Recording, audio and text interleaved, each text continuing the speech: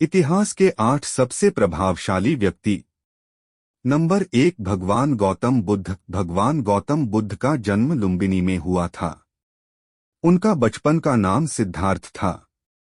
वे शाक्य वंश के राजा शुद्धोधन और महामाया के पुत्र थे। बुद्ध ने जीवन के दुखों से मुक्ति पाने के लिए तपस्या की और ज्ञान प्राप्त किया। इसके बाद उन्होंने बौद्ध धर्म की स्थापना की। उनका जन्म 563 ईसा पूर्व में हुआ था। उनके जन्म के कुछ दिनों बाद ही उनकी मां का निधन हो गया और उनका पालन पोषण उनकी मौसी प्रजापति गौतमी ने किया था। 29 साल की उम्र में उन्होंने घर छोड़ दिया था।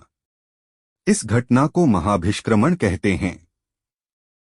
बोधगया, बिहार में बोधि वृक्ष के नीचे उन्हें ज्ञान की प्राप्ति हुई। उन्होंने अपना पहला उपदेश वाराणसी के पास सारनाथ में दिया था। बुद्ध ने बताया कि सभी पदार्थ नाशवान हैं। जीवन दुहकमय और क्षणभंगुर है। इन दुहकों से छुटकारा पाने और शाश्वत सुख की प्राप्ति के लिए स्वयं को ही प्रयास करना होगा। अहिंसा और सत्य पर आधारित है। नंबर 2, यीशु मसीह।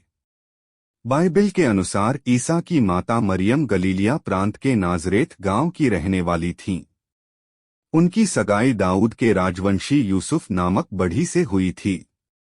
विवाह के पहले ही वह कुंवारी रहते हुए ही ईश्वरीय प्रभाव से गर्भवती हो गईं। ईश्वर की ओर से संकेत पाकर यूसुफ ने उन्हें पत्नी स्वरूप ग्रहण किया। इस प्रकार जनता ईसा की अलौकिक उत्पत्ति से अनभिज्ञ रही। विवाह संपन्न होने के बाद यूसुफ गलीलिया छोड़कर यहूदिया प्रांत के बेथलेहम नामक नगरी में जाकर रहने लगे। वहां ईसा का जन्म हुआ। शिशु को राजा हेरोद के अत्याचार से बचाने के लिए यूसुफ मिस्र भाग गए। हेरोद 4 ईपू में चल बसे। ईसा का जन्म संभवत 4 ईपू में हुआ था। हेरोद के मरण के बाद यूसुफ लौटकर नाजरेत गांव में बस गए। ईसा जब 12 वर्ष के हुए तो यरूशलेम में 3 दिन रुककर मंदिर में उपदेशकों के बीच में बैठे उनकी सुनते और उनसे प्रश्न करते हुए पाया। और जिन्होंने उनको सुना वे सब उनकी समझ और उनके उत्तरों से चकित थे। तब ईसा अपने माता पिता के साथ अपना गांव वापस लौट गए। ईसा ने यूसुफ का पेशा सीख लिया और लगभग 30 साल की उम्र तक उसी गांव में रहकर वे बढ़ी का काम करते रहे। 30 वर्ष की उम्र में उन्होंने यूहन्ना से पानी में डुबकी ली।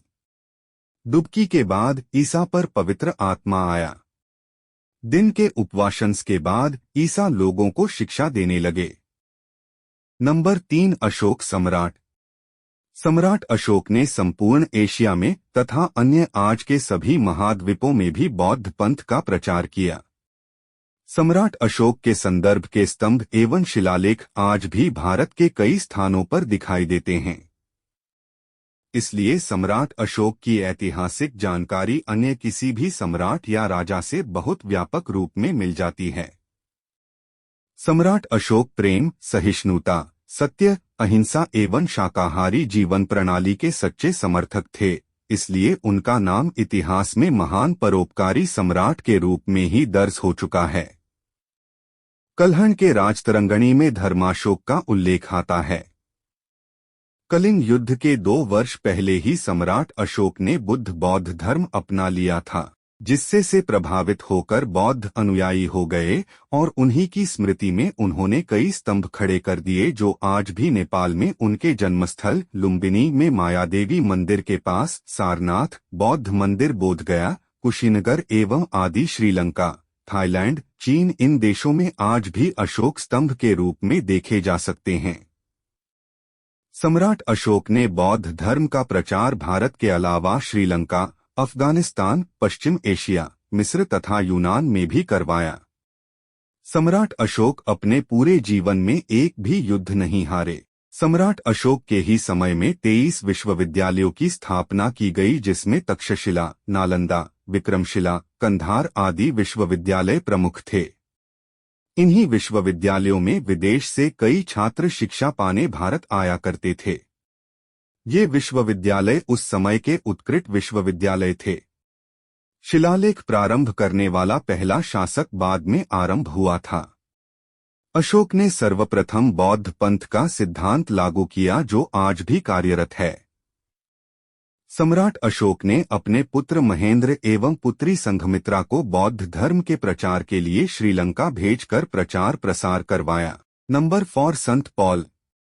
संत पॉल, जिसे टार्सस का शाऊल भी कहा जाता है, जिसे आम तौर पर पॉल द एपोस्टल और सेंट पॉल के नाम से जाना जाता है, जिसने पहली सदी की दुनिया में यीशु शिक्षाओं का प्रसार किया। नए नियम के प्रति उनके योगदान के लिए उन्हें आम तौर पर अपोस्टोलिक युग के सबसे महत्वपूर्ण व्यक्तियों में से एक माना जाता है और उन्होंने 40 के दशक के मध्य से 50 के दशक के मध्य तक एशिया माइनर और यूरोप में कई ईसाई समुदायों की स्थापना की। Number 5 Constantine the great. Constantinus, जिसे कॉन्स्टेंटाइन द ग्रेट के नाम से भी जाना जाता है, 306 से 337 ईस्वी तक एक रोमन सम्राट था और ईसाई धर्म में परिवर्तित होने वाला पहला रोमन सम्राट था। उन्होंने रोम में ईसाई धर्म की स्थिति को ऊपर उठाने, ईसाई प्रथाओं को अपराध मुक्त करने और ईसाई उत्पीड़न को रोकने में महत्वपूर्ण भूमिका निभाई। यह रोमन साम्राज्य के ईसाईकरण में एक महत्वपूर्ण मोड़ था।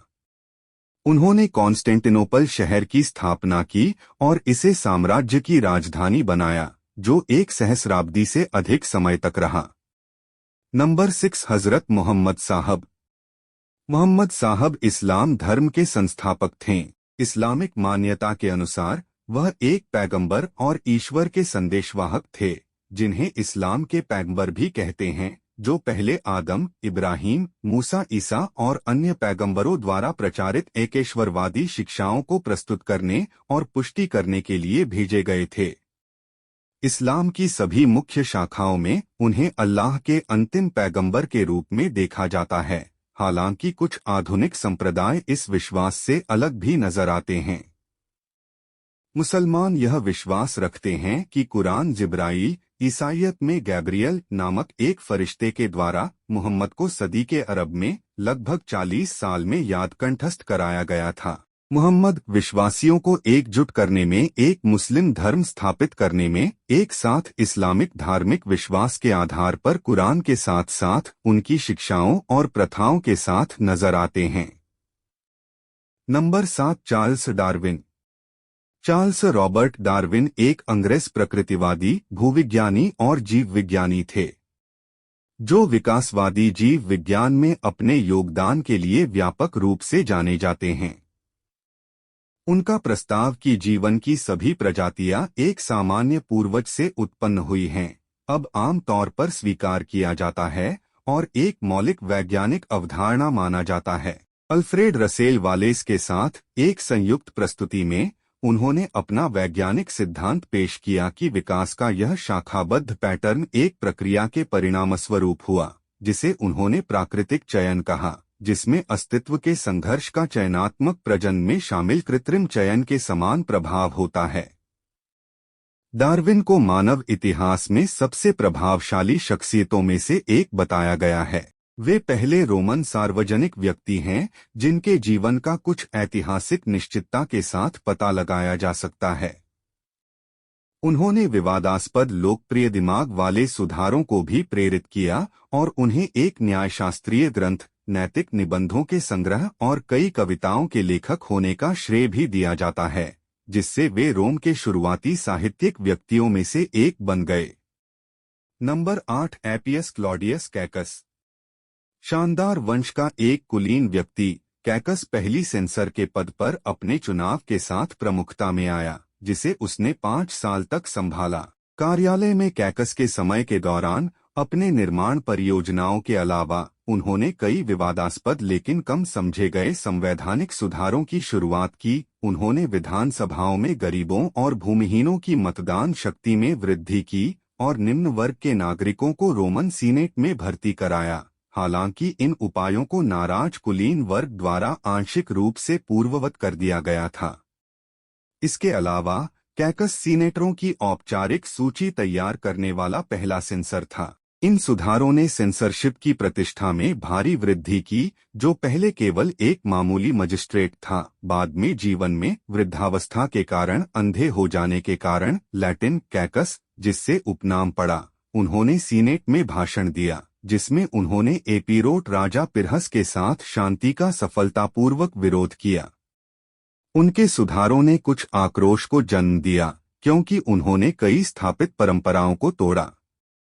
एपियस ने खुद को कई कड़वे राजनीतिक झगड़ों में उलझा लिया, खासकर फैबियस, एक शक्तिशाली रोमन परिवार के साथ। फैबियस पिक्टर, जो सबसे शुरुआती रोमन इतिहासकार और फैबियन परिवार का सदस्य था, कैकस के खिलाफ काफी बदनामी का स्रोत हो सकता है, जिसमें उस पर भ्रष्ट, अनैतिक जननेता और अयोग्य जनरल होने का आरोप लगाया गया था।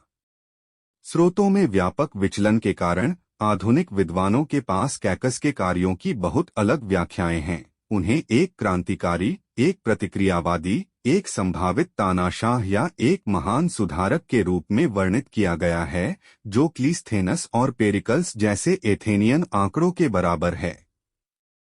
आज की वीडियो कैसी लगी कमेंट में जरूर बताइए।